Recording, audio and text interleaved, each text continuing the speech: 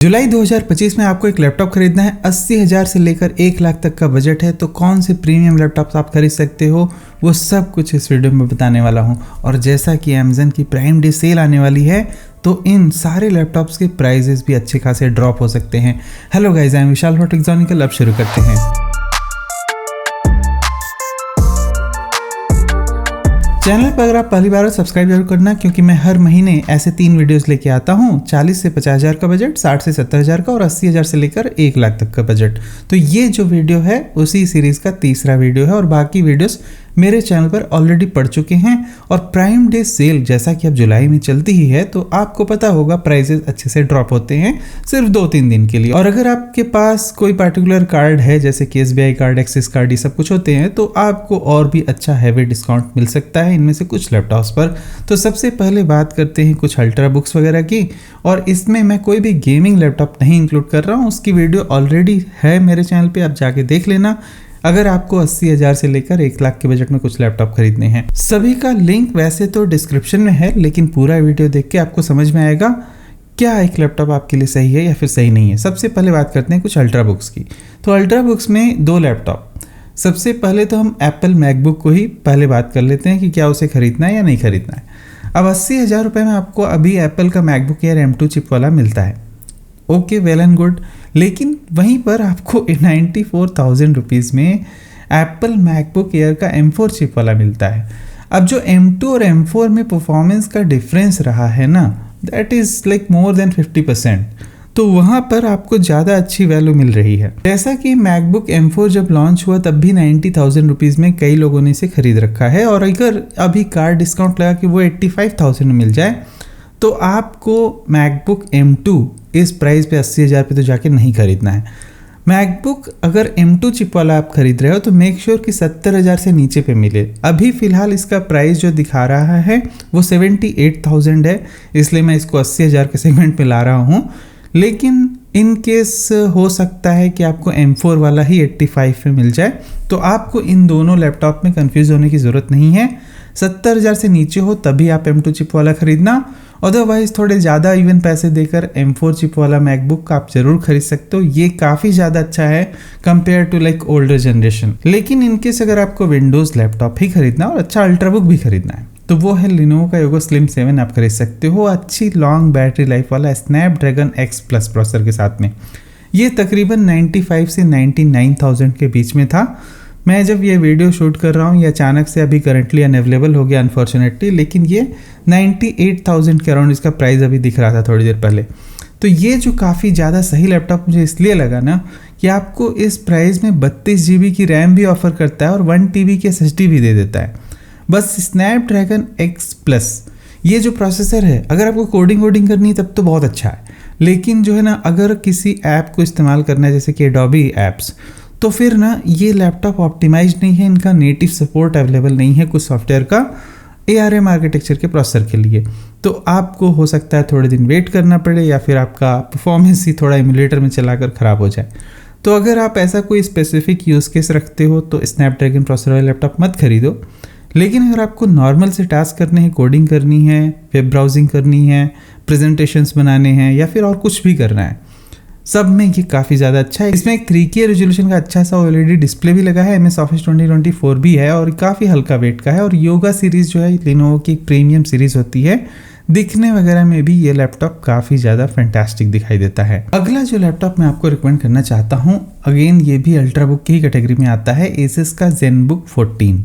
अब इसमें और लिनोवो में कौन सा आप खरीदो? तो अगर आपको कुछ एडोबी के एप्लीकेशंस चलाने हैं तो आप ये वाला लैपटॉप खरीदो। इंटेल कोर अल्ट्रा 5 इसमें लगा हुआ है, लेकिन जो 225H वाला है वो लगा हुआ है, ऐसा नहीं कि 125H। अब 99,000 के हिसाब से ये काफ़ी ज़्यादा अच्छा प्रोसेसर लगा है। 14 कोर होते हैं इस प्रोसेसर में बाय द वे, तो which is like kind of great thing. एक जो कंप्रोमाइज़ है, यहाँ पर 32 नहीं 16 GB की ही रैम मिलती है, 1 TB की SSD मिलती है और 3K रेजोल्यूशन का यहाँ पर एक अच्छा सा डिस्प्ले वही वाला सेम वाला मिल जाता है। अब आप इतना हाईफाई लैपटॉप अगर आप खरीद रहे हो तो इसमें आपको विंडोज 11 होम एडिशन ही मिलता है। लेकिन मान लो कि आपको विंडोज 11 प्रो पे अपग्रेड करना है, तो आप कैसे करोगे उसे, और वो भी सस्ते से सस्ते दाम पर। तो उसके लिए आप जा सकते हो mypc.com पे। इस वेबसाइट पे आपको विंडोज के जेन्युइन लाइसेंस मिल जाते हैं जो कि लाइफ टाइम वैलिडिटी के साथ में आते हैं, और आप ना रिटेल की एक खरीद सकते हो विंडोज 11 प्रो की। उस पुराने वीडियो में मैंने बताया था कि कैसे आप इसे अपग्रेड कर सकते हो, और ये लाइफ टाइम एक्टिवेट रहता है और इनकी कस्टमर सर्विस वगैरह भी काफ़ी अच्छी है, तो आप इसे जाकर चेक कर सकते हो। और ये जो लाइसेंस आप यहाँ से खरीदोगे वो आपके माइक्रोसॉफ्ट अकाउंट पे डिजिटली सेव्ड हो जाएगा, which is like great thing. तो अब मैं इस लैपटॉप पे वापस आता हूँ। ZenBook 14 जो है ना, अगर आपको एक अल्ट्रा बुक खरीदना है, definitely this is like one of the best laptops you can get under 1 lakh. Wifi 7 भी आपको मिल जाता है यहाँ पर, ब्लूटूथ भी 5.4 लगा है, तो सब कुछ एक लेवल अपग्रेड है यहाँ पर, जो कि मुझे काफ़ी ज़्यादा सही लगा एसस की तरफ से। अगला जो लैपटॉप मैं आपको रिकमेंड करना चाहता हूँ ना, वो है HP का 14। अगर आपको अब 14 इंच का कुछ लैपटॉप खरीदना है जो कि अल्ट्रा बुक नहीं हो, तो फिर आप HP का ये वाला लैपटॉप खरीद सकते हो। आपको 84,000 ना इंटेल कोर अल्ट्रा 7 155H मिल जाता है, विच इज़ फैंटास्टिक। और यहाँ पर एक 16 GB की रैम भी लगी हुई है, 512 GB की SSD भी लगी हुई है, और एक डिस्प्ले जो है ना वो थोड़ा सा कंप्रोमाइज्ड है, मतलब उतना अच्छा डिस्प्ले नहीं है, एक जेनरिक सा डिस्प्ले है, which is kind of okay. अगला लैपटॉप अगर आप ये वाला खरीदते हो ना 99,000 में, लिनोवो का योगा स्लिम 7, ये जो है ना अल्ट्रा 7 155H के साथ काफ़ी ज़्यादा सही है। अब यहाँ पर यही प्राइस डिफरेंस आप देख लो कि यहाँ पर भी वही प्रोसेसर आपको मिलता है 84,000 में, जबकि योगा स्लिम 7 में वही सेम प्रोसेसर मिलता है काफ़ी महंगी कीमत पे। लेकिन एक फ़ायदा जो है ना यहाँ पर एक है वो OLED डिस्प्ले का, प्लस 100% DCI P3। अगर आपको कुछ ग्राफिक वर्क करना है इंटेंसली, तो आपको मेक श्योर करना है कि उसमें कलर एक्यूरेसी का मामला कुछ अच्छा होना चाहिए लैपटॉप में। इनकेस अगर आप मॉनिटर इस्तेमाल करना चाहते हो, that is way different thing. और लेकिन अगर आपको लैपटॉप की स्क्रीन पे एक अच्छा कलर एक्यूरेसी वाला डिस्प्ले चाहिए, तो लिनोवो का योगा स्लिम 7 एक बढ़िया ऑप्शन है। 32 GB की रैम और 1 TB की भी SSD मिल जाती है इसमें, जो कि अनदर एडवांटेज है। तो आप 84,000 से 1 लाख पे अगर जा रहे हो, तो आपको इस लैपटॉप में काफ़ी कुछ मिल रहा है, और इसी वजह से मैं इसे भी रिकमेंड करता हूँ 1 लाख रुपीज़ में। अगला जो लैपटॉप है, अगर आपको कुछ लैपटॉप में डेल का कोई खरीदना है, सेम प्रोसेसर का लैपटॉप है। अब ये मैं क्यों कह रहा हूँ कि खरीदो कि ना खरीदो, जैसे कि लिनोवो योगा स्लिम 7 आप उसी बजट में खरीदोगे तो आपको ज़्यादा रैम भी मिलेगी, अच्छा डिस्प्ले भी मिलेगा, जबकि डेल में ऐसा कुछ नहीं मिल रहा है। अब फ़ायदा बस डेल का ये है कि ब्रांड रिलायबिलिटी फैक्टर तो आपको बस अगर डेल ही कुछ खरीदना है तो ये एक ऑप्शन है। अच्छी बात यह है कि यहाँ पर भी एक 2.2K रेजोल्यूशन का ठीक सा डिस्प्ले लगाया है, लेकिन इनके डिस्प्ले जनरली WVA ही होते हैं, और कलर एक्यूरेसी का यहाँ पर कोई मामला नहीं होता। आपको बैकलाइट कीबोर्ड और फिंगरप्रिंट रीडर यहाँ भी मिल जाता है, which is kind of okay thing. लेकिन इस डेल के लैपटॉप से कहीं ज़्यादा अच्छा एक ऑप्शन है एसस का वीवोबुक S14 खरीदना 88,000 रुपीज़ में ऑलमोस्ट। ये जो नया लैपटॉप लॉन्च हुआ, माइंड ब्लोइंग।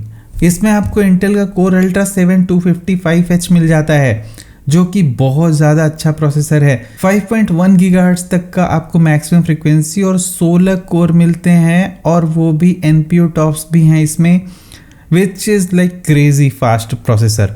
और यहाँ पर एक अच्छी सी मेटेलिक डिज़ाइन भी है, 16 GB की रैम भी है, 512 GB की SSD भी है, और इसमें ना जो डिस्प्ले मिलता है वो आपको ऐसा कुछ OLED वगैरह नहीं मिलता है, जो कि एक थोड़ी सी कम अच्छी बात है, लेकिन फिर भी आपको एक जेनरिक IPS लेवल टाइप का ही डिस्प्ले मिल जाता है। साथ में Wi-Fi 6 वगैरह भी है, 5.3 भी है। तो यहाँ पर पूरा का पूरा कंसंट्रेशन सिर्फ और सिर्फ प्रोसेसर पे है। बाकी लैपटॉप के अदर कंपोनेंट्स थोड़े से कम अच्छे हैं।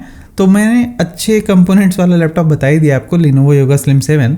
लेकिन अगर आप खरीदना चाहो अच्छे प्रोसेसर के लिए, तो आप एसस का विवो S14 भी खरीद सकते हो। अगला जो लैपटॉप है कि ये भी न्यू लॉन्च लैपटॉप है, और ये है 15 इंच की कैटेगरी का, मतलब 16 इंच या 15 इंच जो बड़े लैपटॉप होते हैं बेसिकली, फुल साइज कीबोर्ड के साथ में। तो ये जो है ना, इसमें एक बहुत ही तगड़ा प्रोसेसर आया है, और 81,000 रुपीज़ में। This is kind of catchy deal.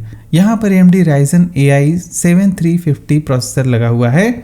इस पे मैंने अभी रिसेंटली ही एक वीडियो बनाया था, इस प्रोसेसर पे जो भी लैपटॉप है उन सभी का, तो वो जाकर आप चेक कर लेना। उससे आपको और भी अच्छा आइडिया लग जाएगा कि और भी कौन कौन से कंपटीशन में और लैपटॉप अवेलेबल हैं।